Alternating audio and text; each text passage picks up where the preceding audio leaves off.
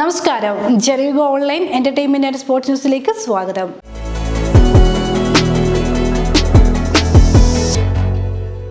കലാഭവൻ മണിയുടെ നായികയായി അഭിനയിക്കില്ലെന്ന് പിൽക്കാലത്ത് ഒരു നടി പറഞ്ഞിരുന്നുവെന്ന വാർത്ത പിന്നീട് സമൂഹ മാധ്യമങ്ങളിൽ വലിയ ചർച്ചകൾക്ക് വഴിവെച്ചിരുന്നു. നടി ദിവ്യ ഉണ്ണിയെ ചുറ്റിപ്പറ്റിയായിരുന്നു വിമർശനങ്ങൾ ഏറെയും ഉയർന്നത്. കല്യാണ സൗഗന്ധികത്തിലെ ഗാനരംഗത്തിലും വാസന്തി ലക്ഷ്മിയും പിന്നെ ഞാനും എന്ന സിനിമയിലും മണിയുടെ നായികയാവാൻ ദിവ്യ ഉണ്ണി വിസമ്മതിച്ചിരുന്നുവെന്നാണ് പ്രചരിച്ചിരുന്നത്. ഇപ്പോഴിതാ സംഭവത്തിൽ വിശദീകരണവുമായി എത്തിയിരിക്കുകയാണ് സംവിധായകൻ വിനയൻ. കല്യാണ സൗഗന്ധികം എന്ന ചിത്രത്തെക്കുറിച്ച് കഴിഞ്ഞ ദിവസം വിനയൻ ഒരു കുറിപ്പ് ഫേസ്ബുക്കിൽ കുറിച്ചിരുന്നു. അതിന് താഴെ കലാഭവൻ മണിയുടെ നായികയാകാനില്ലെന്ന് ഒരു നടി പറഞ്ഞെന്ന് വിനയൻ സാർ പറഞ്ഞത് ഈ സിനിമയെ പറ്റിയല്ലേ എന്നൊരു കമന്റിന് മറുപടിയായാണ് വിനയൻ ഇത് പറഞ്ഞത്. അത് ഈ സിനിമയല്ലെന്നും വാസന്തി ലക്ഷ്മിയും പിന്നെ ഞാനും എന്ന സിനിമയിലാണ് പ്രശസ്തയായ ഒരു നടി അങ്ങനെ പറഞ്ഞിരുന്നതെന്നും കലാഭവൻ മണി കല്യാണ സൗഗന്ധികത്തിൽ ഉണ്ടായ കാര്യം അഭിമുഖത്തിൽ പറഞ്ഞതും വാസന്തി ലക്ഷ്മി എന്ന സിനിമയിലേക്ക് നായികയെ അന്വേഷിച്ചപ്പോൾ എനിക്കുണ്ടായ അനുഭവം പറഞ്ഞതും കൂട്ടിച്ചേർത്ത് ചിലർ എഴുതിയപ്പോൾ ദിവ്യയിലേക്ക് ആ ആരോപണം മുഴുവൻ വരികയായിരുന്നെന്നും വാസന്തിയിൽ അഭിനയിക്കാൻ ബുദ്ധിമുട്ട് പറഞ്ഞ നടി ഒരിക്കലും ദിവ്യ ഉണ്ണി അല്ലെന്നും എന്നുള്ള സത്യം എല്ലാവരും അറിയുവാൻ വേണ്ടിയാണ് ഇത്രയും ഫേസ്ബുക്കിൽ എഴുതിയതെന്നും വിനയൻ പറഞ്ഞു.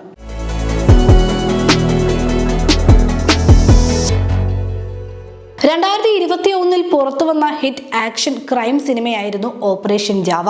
തരുൺ മൂർത്തിയുടെ സംവിധാനത്തിൽ മികച്ച അഭിപ്രായം നേടിയ സിനിമ ബോക്സ് ഓഫീസിലും വലിയ വിജയമാണ് നേടിയത്.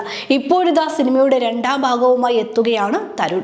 ഓപ്പറേഷൻ കംബോഡിയ എന്ന പേരിട്ട ചിത്രത്തിൽ പൃഥ്വിരാജ് സുകുമാരനാണ് നായകൻ.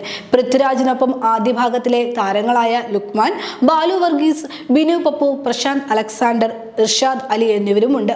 ഓപ്പറേഷൻ ജാവ യൂണിവേഴ്സ് ആരംഭിക്കുകയാണെന്നും അതിലെ അടുത്ത സിനിമയാണ് ഇതെന്നുമാണ് പോസ്റ്റർ പങ്കുവെച്ചുകൊണ്ട് തരുൺ സമൂഹ മാധ്യമങ്ങളിൽ കുറിച്ചിരിക്കുന്നത്. അടുത്ത ചിത്രമായ ടോർപീഡോ ശേഷമാകും ഈ സിനിമയിലേക്ക് കടക്കുക. 2021 നിർത്തിയ സ്ഥലത്ത് നിന്ന് പുനരാരംഭിക്കുന്നു. പുതിയ OPJ ഫ്രാഞ്ചൈസിയായ ഓപ്പറേഷൻ കംബോഡിയയിലേക്ക് പൃഥ്വിരാജിന് സ്വാഗതം എന്നാണ് പോസ്റ്റ് പങ്കുവെച്ചുകൊണ്ട് തരുൺ മൂർത്തി കുറിച്ചത്. V cinemas international, world wide films India, the manifestation studio എന്നിവർ ചേർന്നാണ് സിനിമ നിർമ്മിക്കുന്നത്. ജേക്സ് ബിജോയാണ് സിനിമയ്ക്ക് സംഗീതം നൽകുന്നതും.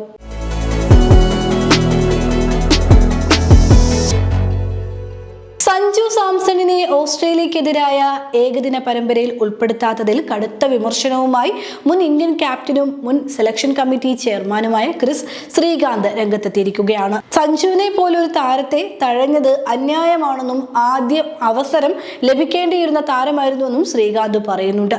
കാരണങ്ങൾ ദിവസവും മാറിക്കൊണ്ടിരിക്കുന്നു. ധ്രുവ് ജുറൈൽ എങ്ങനെയാണ് പെട്ടെന്ന് ടീമിലെത്തിയതെന്നും അദ്ദേഹം ചോദിക്കുന്നുണ്ട്.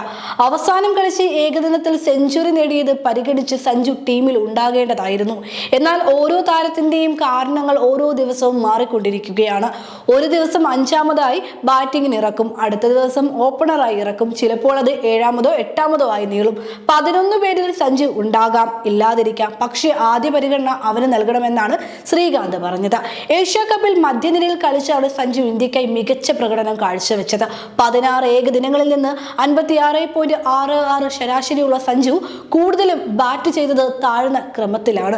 4നും 6നും ഇടയിലുള്ള സ്ഥാനങ്ങളിൽ 11 ഇന്നിംഗ്സുകളിൽ നിന്ന് 57.83 ശരാശരിയിൽ 3 അർദ്ധ സെഞ്ചുറികളോടെ 347 റൺസ് നേടിയിട്ടുമുണ്ട്. അതേസമയം ധ്രുവ് ജുറൈലിന് വരാനിരിക്കുന്ന പരമ്പര ഏകദിന ടീമിലേക്കുള്ള കന്നി അവസരമാണ്.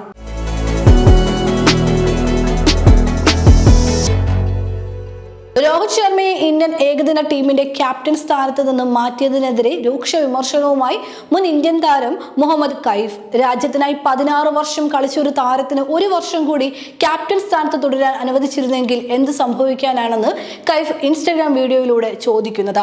ICC ടൂർണമെന്റുകളിലെ കഴിഞ്ഞ 16 മത്സരങ്ങളിൽ 15ലും രോഹിത്തിന്റെ കീഴിൽ ഇന്ത്യ ജയിച്ചിട്ടുണ്ട്. 2023 ഏകദിന ലോകകപ്പ് ഫൈനൽ മാത്രമാണ് പരാജയപ്പെട്ടതെന്നും ഇതിനിടെ T20 ലോകകപ്പും ചാമ്പ്യൻസ് ട്രോഫിയും രോഹിത്തിന് കീഴിൽ ഇന്ത്യ നേടിയെന്നും കൈഫ് ചൂണ്ടിക്കാട്ടുന്നുണ്ട്. ദുബായിൽ നടന്ന ചാമ്പ്യൻസ് ട്രോഫിയിലും കിരീടവുമായാണ് രോഹിത് മടങ്ങിയത്. 2024 T20 ലോകകപ്പിലും കിരീടം നേടിയ ശേഷം T20 ക്രിക്കറ്റിൽ നിന്ന് വിരമിക്കൽ പ്രഖ്യാപിച്ചത്. എന്നാൽ പുതിയ കളിക്കാർ വന്നതോടെ ടീമിലെ സ്ഥാനവും അദ്ദേഹത്തിന് നഷ്ടമായി. പുതിയ കളിക്കാരെ വളർത്തിക്കൊണ്ടുവരുന്നതിലും അവരെ താരങ്ങളാക്കുന്നതിലും നിർണായക പങ്കുവഹിച്ച താരമാണ് രോഹിത് എന്നും കൈഫ് പറയുന്നുണ്ട്.